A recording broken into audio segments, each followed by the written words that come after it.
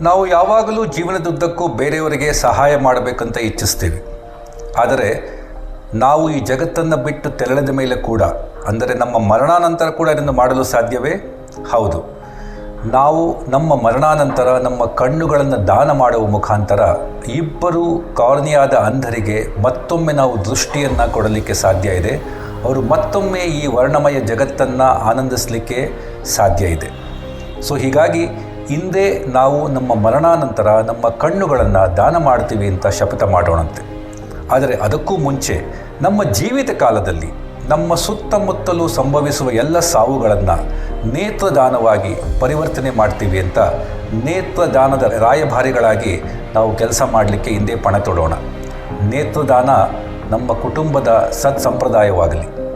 ಧನ್ಯವಾದಗಳು.